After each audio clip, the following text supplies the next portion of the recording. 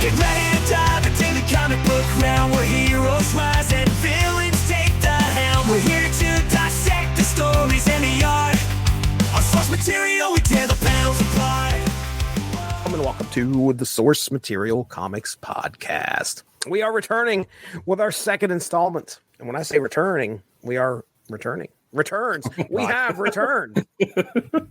When I say returning, I mean we've come back. We are back. Ladies and gentlemen, I'm Jesse Starcher. Right over there is Mark Radulich. And that's right. We're getting into this second story of this Mask omnibus. This is titled The Mask Returns, published by Dark Horse Comics, on sale date September of 1992. Not too long after the ending of our first story, which was just The Mask. That ended in October of 91. So about a year later, they're clamoring for some more Mask, Mark. They want it to come back. So we're going to get into this second story. Given the antisocial violent nerds of the 90s, I'm not surprised. We definitely want more Mask. This is going to be continuing the story, which is great. We're not picking up, and it's going to be a brand new tale of somebody else getting the Mask. This picks up a few months after the end of the first book. Calloway has stashed the Mask in his basement, covered it with cement. He's a hero, by the way. He's still thought of as a hero that saved everybody from Cincini's, I think is the name, the restaurant hostage situation. Calloway's at his house, and the guy that started this whole hostage situation at Cincini's is like, oh, you know what? Okay, I've got something for you, Mr. Policeman, that's saved everybody. I'm going to send, I think his name is Don Mazzo is his name. He sends 3 thugs to go kill Calloway at his home. They come in, they burst in. It's a home invasion. Calloway is waiting for him, though. He kind of gets the drop on him, but then he has to try and get out of there. He can't get out of there, so he runs downstairs into the basement, grabs a sledgehammer, and John Wick style busts open the hole where he buried the Mask because he thinks that's the only thing that can save him. And before he can get to the Mask, he cracks it open. The Mask is right there. The thugs come down there and load 3 slugs right into his back. He's injured enough to where he's unconscious and he can't get to the Mask. All right. So the thugs grab the Mask and walk outside. They get into the car, and in a comically messed up fashion, they end up putting the Mask on the driver, which is a guy by the name of Little Nunzio, just to kind of mess with him. But the Mask, of course, takes over. Mm-hmm. Calloway is critically injured, but he survives. He ends up in a coma in the hospital. Meanwhile, Nunzio becomes the Mask, and he decides that he's just going to start, as the Mask does, he starts causing chaos. First thing he does is he takes over the mob.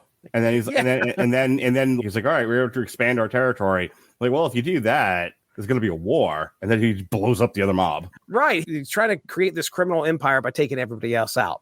Right. So Kathy decides that it's time that I step up and try to stop this guy. I need to stop the Mask. So she dresses rather scantily and becomes friends with the Mask and kind of is now at his side, using her feminine wiles to kind of influence him, I guess you'd say. Mm-hmm. She befriends the Mask and tries to retrieve the Mask from Nunzio. One night, I think she talks him into going to his house and maybe doing something, a little hanky-panky, and he won't take the Mask off. And she's like, well, okay, well, I'm not taking this off. He's like, all right. Well, Nunzio, by the way, is, my goodness, he's worse than Stanley Ipkiss when it comes to the meek factor. He's stuttering, and he's kind of this real shy guy who's working for the mob. But anyway, can't get a girl, takes the Mask off. She comes out and proceeds to get a hold of the Mask. I think she kills Nunzio in the process. All right. So here is Kathy again with the Mask on. Now, Walter, we talked about him in the first book, the massive, mute, hulking mob enforcer guy.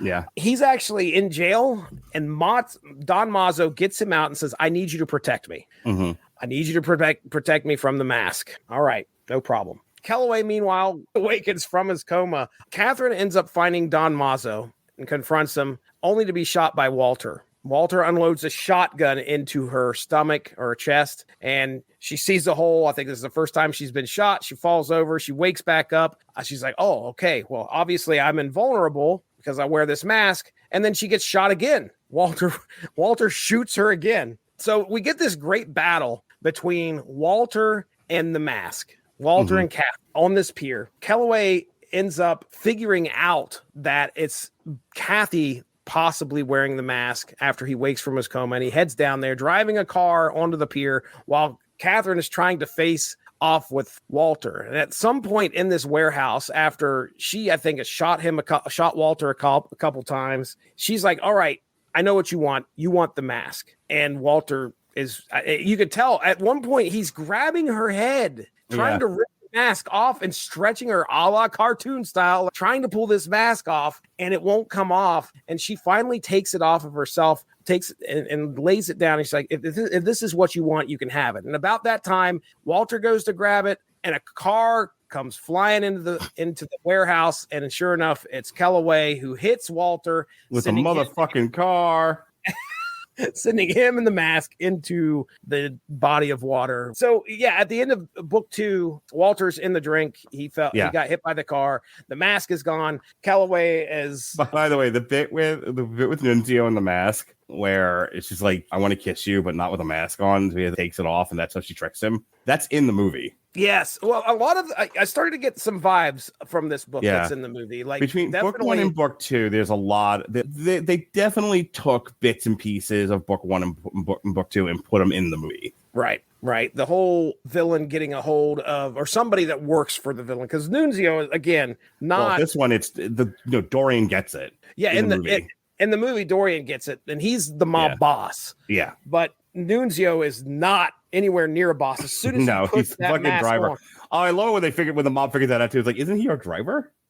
What the hell's he doing in here? Why? But yeah, by the end of this book, that's it. Walter's in the drink. The mask is gone. Kellaway saves Kathy, and they walk off. And that's pretty much it. This is, as far as the second part of this, there's still some violence that happens in here. They're still not holding back. I don't feel it's as violent as the first book, but it's still there. We've got people getting shot, people getting maimed pretty badly. But again, it's the mask. The mask gets onto Nunzio, and Nunzio's pretty ruthless about it. He's taking out mob families. When Kathy gets a hold of it, she is trying her best to be like, okay, I know this thing can control me. I know this thing can take over. I'm not going to let it. But it ends up getting a little bit of the best of her, especially when she starts going after Mazzo and tries to. Can we talk about that? How Kathy is almost incorruptible. She struggles a little bit with it in the second book. She has it for a little bit longer, but it's such a commentary on the perception of men and women, at least by the writers of this thing,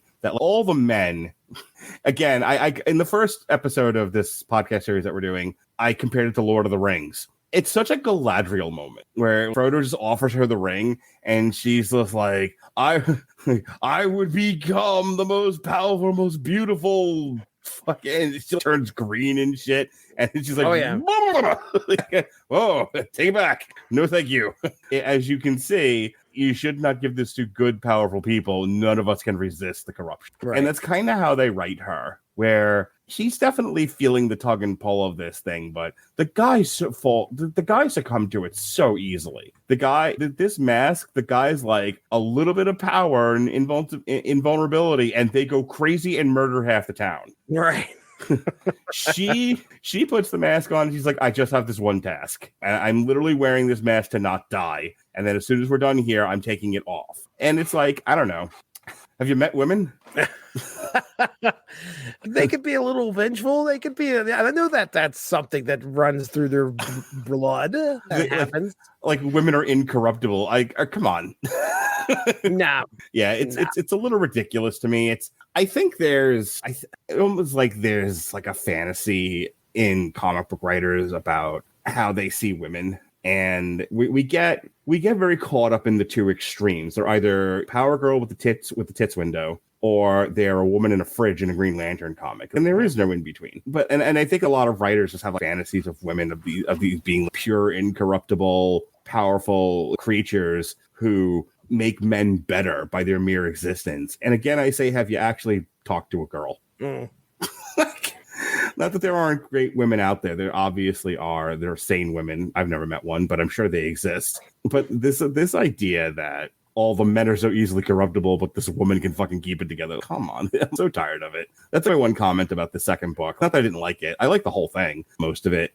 And we're here to talk. So Yes, we're here to talk, and so I'm going to bring up some of my criticisms, but this is going to be a very boring podcast. Hint, hint for everyone else I talk to. But that's just one of the comments I have about it. It's just like, again with the pure powerful woman thing. It's like, besides that, the stuff with Nunzio was funny to me. And I wasn't expecting Calloway to get shot in the beginning of this. I was like, oh, he's going to get the mask and he's going to take care of business, and he doesn't, which is good. I like that swerve.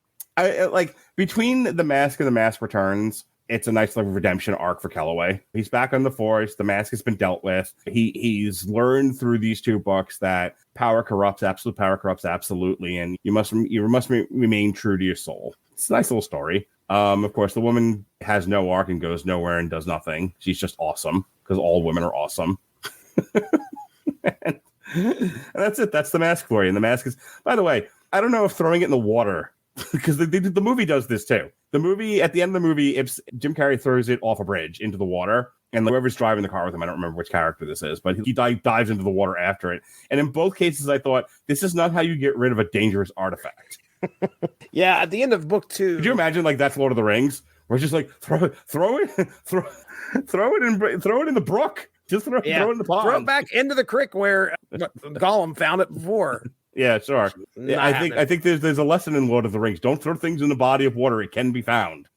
Right. Destroy it with fire. Destroy it with fire, Jesse. Destroy it with fire. As far as characters go, we don't really have a departure from the norm. We get more Walter for sure in the second part. The second story. I'm wondering how much of that was just a response to either editors or fans or both, where it's just like, we need more of this hulking brute. Oh, yeah. Yeah, they needed you'd mentioned it in the last episode, they needed somebody to be the foil. He was the guy that the mask had the most problem with. Okay, let's keep him around and see what exactly we could do to throw him up against the mask. We learn a little bit more about Lionel. Lionel he's visiting. He's clearly a good friend to Mitch Calloway. Calloway's laying there in the hospital in a coma. Lionel is visiting all the time. But Lionel's not close enough to where Calloway feels comfortable telling him anything at this point as far as the mask goes. But it's interesting that Lionel is in there and the report comes over the radio that the mask is back, but it's a woman. And about that time, shortly thereafter, Calloway's awake. He's able to, he wakes up. Let's look at the issue real quick and just to kind of draw this out too. But there are some kills. I don't think we have, man. we're getting close. I'll scan through this comic and we'll talk about some of the kills, because that I think is the stuff that makes the book the over the top. Definitely for the readers of the time, sure. All right. So Nunzio in the car. When he first gets the mask on, all of a sudden, again, we have oh my god, him stopping short and everyone going through the windshield is awesome. We have no idea how this mask works, but I think it also can impact what your things around you, because this car can go at Mach speed all of a sudden, and then he hits the brakes and the thing stops, but it grounds into the pavement. Not everybody flies up. Single person wearing their seatbelt. They all fly. Which they say in the comic. There's like, oh, this is why I've never seen a better ad for wearing your seatbelt. Okay, what's next here? Nunzio makes his way back to Mazzo's and is planning to take over the mob. So the first thing that he does is he hits a wedding reception, and the way that he does it is with a large bomb with a button on the top that he hits with a hammer. And there's just this massive nuclear explosion that happens inside the walls of this. And he comes out of there. And he's clearly about the fact that there's no possible way this mask would ever survive this. They would be called every law, like Homeland Security, which I know wasn't a thing in the 90s, but there's no, they limit this to the local cops. First of all, in the first book, you killed that many cops, the FBI and the National Guard are showing up. Yeah, there's going to be a national response to this. Yes. Wow. So yes, he blows up a wedding. He ends up showing up at the Asian place. And the no one cares that he set off a nuke, by the way. He shows up at where the Asian gang members are meeting in a freaking armor, knight's armor on a horse. Yep. And then he kills everybody with darts. So he uses darts to kill everybody there. Let's see. So this is Nunzio. He I don't think he does any other kills. I'm looking through here. Nunzio. Oh no, he does. He ends up the guys from the wedding, the family from the wedding, the Pescados, I think was their name. The Pescados from Philly show up and they're like, "Hey, get down here. We need to have a talk." And he goes down there. The mask goes down there with a baseball and a bat and starts hitting the baseball through these guys until they all take off running. All right, so there you go. Oh no, and he also puts on shoulder pads and a football and hits everybody a la football style. Right. Okay. All right. And everybody, what in the cartoon, everybody would just be flying all over the place, and that would be the end of it. These guys are laying on the ground, bloodied and dead. That's the way that this works. And that whole thing, that whole gag is him trying to impress the girl. I think it was. Oh yeah, Catherine. Yeah. Right. He keeps doing this, and he's turning to her like, "Ah." Yeah, what do you think? What do you think? What do you think of that touchdown? Yeah. Well, yeah, when she's up in the attic, I think it's great because she's chased up into the attic after she kills Nunzio, and she's got the mask and she's looking at it, and she knows the only way she can escape is by putting this mask on, which she does, and then she lays waste to everybody that's in there, all the other gang members that are chasing her. We get that weird flashback that I was like, oh man, we're going to get an origin, but where this guy they're dancing around this fire. This person has the mask on. Somebody comes up behind them and chops their head off. That person reaches down and then reattaches their own head, which is strange.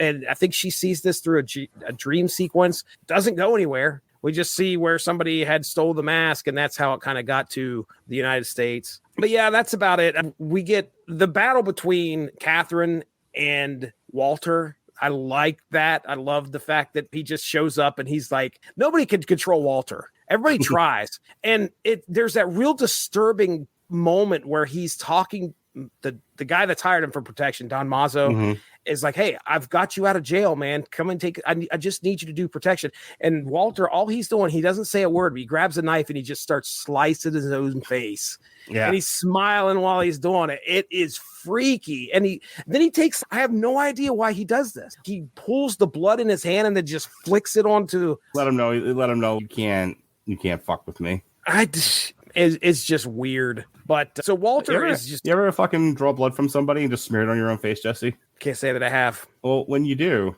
you'll know it's to fuck with somebody, like get in their head. Oh, okay. All right. All right. The Walter Catherine battle's great. You know Walter's not dead. There's no way that he got hit by a car, launched into the river, and it's coming. That's not the end of Walter. That's not the end of the mask. But no, Walter eventually crawls out of the water, and he's Swamp Thing. It's pretty crazy. Yeah, he becomes the master of the green. That's beautiful. Hey, I can do it. All right. And then he says, "Fuck Firestorm." I'm done. I don't gags. Oh, fuck Firestorm. There's not much else here to talk about, man. I covered the story. I think the best bit is Walter trying to pull the mask off and stretching her neck. If the omnibus, because I have the omnibus, the purple cover and everything, and if you didn't put the natural divider in there that said this is The Mask Returns, I would have thought The Mask and The Mask Return was all one book. Yeah, it flows. Yeah, really well. I would have been convinced those first two books were one complete 8-issue series. The third one, when we get to it, that's a whole other animal. It is a bit different. Do you remember years ago when we talked about the Monsters Unleashed book? Yeah. And we did the trade, the limited series, and then it became its own series, right? And it was a little bit different from the trade at that point. These were established characters that kind of just did their own thing. It kind of feels like that, where books one, The Mask and The Mask Returns feels like Monsters Unleashed, and then that third book, The Mask Strikes Back, just feels like, okay, now in its own goes from the limited series to its ongoing series. So I'm looking at the wiki for The Mask comics. The original trilogy of The Mask Returns, The Mask Strikes Back was published as a limited series from 91 to 95, and then expanded into various spin-offs and other media. Looking at the publishing history here. It's definitely we got the same creative team on all those books. Okay, so The Mask is actually 5 issues. The Mask Returns was 4 issues. The Mask Strikes Back was 5 issues. Oh, okay. All right, then. Oh, yeah, it says it right there. Yeah, and then we have The Mask, The Hunt for Green October, which we are not going to talk about, but that was 4 issues. The Mask, Southern Discomfort is 4 issues. The Mask, Toys in the Attic, starting to see a pattern here, 4 issues. The Mask, I Pledge Allegiance to the Mask was 4 issues. And then it goes into a whole other thing. One thing I wanted to note, I noticed is the Mask Strikes Back becomes this whole other deal. And then it looks like every time they brought one of these up, we have somebody new with the mask. Yeah. He starts doing crossovers. We just have new people. Every limited series is a new wearer of the mask. Oh, I got you. I was thinking about he does some crazy crossovers there in the mid 90s. Grifter in the mask, Lobo and the mask. Because that's what you need is two indestructible, wise-assy, violent characters. And for more on that, see Deadpool and Wolverine this summer in theaters. The Mask, martial law. There's the final one that they talked about in here was the Joker mask, which that would actually be pretty interesting. I was going to say, we almost did that as one of our crossovers, and then I fucking big timed you and made you do Godzilla fucking Power Rangers instead. But that was a good book, so I'm not going to complain. Yeah, man, the Joker mask would be Kellaway's in this. It looks like it seems like too much of the same thing with the Joker mask. Well, one of the reasons why when we were doing the crossovers, I was curious about it, but my reservation is it's a little too much of the same character. First sentence: the Joker inadvertently gets his hand on the magical mask after it is found in a Gotham City museum. Yikes. Oh man, that would be pretty crazy. I wouldn't mind seeing that as an SNL sketch. All right. Well, that was the second part of this trilogy. This was The Mask Returns. Let's get into plugs, man. Plug some stuff. All right. Everything W2M related is W2M Network. Our landing page is W2MNetwork.com. Our Facebook is W2M Network. Our Twitch is W2M Network. I believe we have an Instagram. I have an Instagram, but I also, more importantly, have a TikTok. It's at Mark Radulich, MarkRadulich on TikTok. I post clips of all the podcasts that we do through the Radulich and Broadcasting Network. I made Jesse do this on StreamYard so that I could cut 10 minutes out of it to post on TikTok. Jesse was like, we do this on Skype. I'm like, not anymore. We don't. I'm like, God damn it. Yet again, Mark takes over and makes me do things I don't want to do. I also post concert footage of my kids doing karaoke or funny stuff. A little ways back, I stitched my daughter doing a really funny rant. So we'll start real quick because, again, we have to draw out the podcast and we go 20 minutes. So a little ways back, we did the podcast where we did Lean on Me, Stand and Deliver, and Dangerous Minds. It was Pat and Ronnie and I. And we were talking briefly about Lou Diamond Phillips. He was in La Bamba. He played Richie Valens. Richie Valens singing a song called Donna. And it got stuck in my head. And so on the podcast, when we were talking about La Bamba, briefly, as we were talking about Stand and Deliver and Lou Diamond Phillips, I just start singing, as I am prone to do. I start singing Donna. I just derailed. Ronnie was in the middle of talking, and I'm like, "Shut up, Ronnie! Oh, Donna!" And I start crooning, and then Ronnie starts singing in his Edith voice from All in the Family, and then Pat started doing it in a really, really fast beat, and this went on for a good minute before I finally stopped singing, and that it was in my head. So when I took my kids to go see Bob Marley a few weeks ago, not the guy, the movie. Oh, and went and saw him. Yeah, we were getting snacks from a gas station before we went to the movie, and I kind of crept up behind my daughter, and I'm like, "Oh, Donna, oh, Donna," and I'm chasing her around, and she's like, "Get away from me, you creep!" It's amazing. I haven't been arrested. Like, why are you bothering this 18-year-old girl? Why are you bothering this 18-year-old girl? One, she's 13. Two, I'm her father. Oh my God. Surprise, surprise. So I started doing the O'Donna thing, and finally Lily was like, "Leave Donna alone." She just goes into this rant about how Donna fucking lives in the woods deliberately with her 10 cats and her wine, and just leave her alone. Lily was projecting. Yeah, Lily was very much projecting. But I thought it was hilarious. So I recorded her doing that rant when we got home, which because my son gets very upset when the attention's not on him, when I'm giving my daughter attention and not him. At the end, he couldn't just let her have a moment, Jesse. I don't know if you've ever done this with your kids, where you paid attention to one kid and another kid gets immediately jealous. Oh, yeah. Yeah. So I record her doing this rant, which I'm going to then stitch to us singing O'Donna. And this is all on my TikTok. It's a big, giant advertisement for my TikTok. Okay. But she does the rant, and off camera, you hear, "Oh God, I'm so quirky." that Jonas? Yeah. That's funny. Oh my God. Couldn't let her have a moment. Oh, no. Got to get something in there. More of my kids competing for my love on my TikTok at Mark Radulich. MarkRadulich. Nice. Very nice. Well, hey, ladies and gentlemen, you're listening to the Source Material Comics podcast right here on the Source Material Comics feed. All thanks to the W2Mnet.com. Hey, you can check out more of this. This is the second story of The Mask. Mark and I got into a lot about this character and what he represents and some of the crazy cartoonish violence that happens in the first volume in The Mask. So glad you could join us here for The Mask Return. Next up, get ready for our third installment, which is going to be The Mask Strikes Back. So that'll be happening next episode. You can check out the Unspoken Issues podcast right here on the Source Material Comics feed, where we talk 90s comics as well. And of course, Snap Material, where we talk about, it's me and Evan Bevins talking about the Marvel mobile games, Marvel Snap. So check that out as well. All right. With that being said, that's Mark. I'm Jesse. We're out of here. Have a good one. Bye-bye. Thanks for joining us. All of this would not be possible without W2Mnet.com, so make sure to seek them out for more podcasts. If you enjoyed what you heard today, please feel free to share, and we look forward to entertaining you again soon.